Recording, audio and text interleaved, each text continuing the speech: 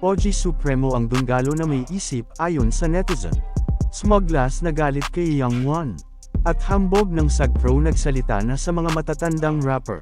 Nag-post ng litrato na nagpapakita ng pagsuporta ang rapper na si OG Supremo kay Flo G. At sinabi nga nito, na isa si Flo G sa nagpalakas ng hip-hop ngayon. Halika basahin.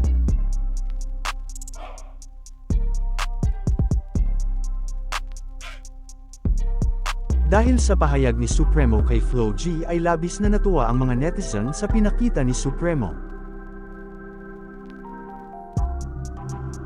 At sinabi na ito ang OG na dapat galangin sa lahat at talagang may isip daw sa lahat ng Dunggalo.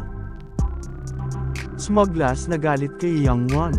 Umani ng negatibong komento ang kupal na si Young Won dahil sa paghahamon nito sa hari ng Pinoy rap na si Glock 9. Mababasa sa post ng kupal na si Young Won na hinahamon niya ng freestyle ito.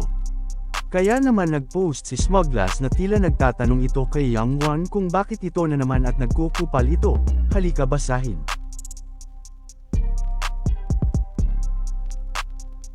Ayon naman sa netizen nagpapabash lang daw itong si Kupal Young Won dahil wala na ito makain at wala nang kita sa social media.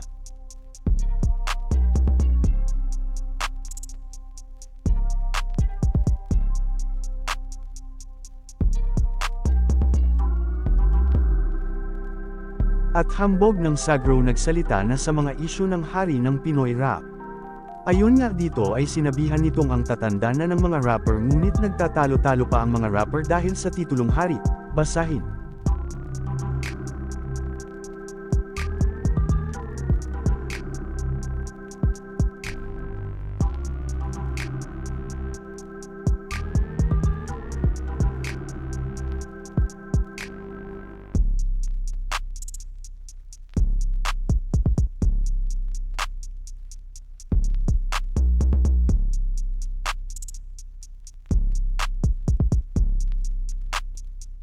At ayon sa netizen ay sapul nga daw sa pahayag nito ang mga flip-top MC na sumikat lang sa battle. Basahin.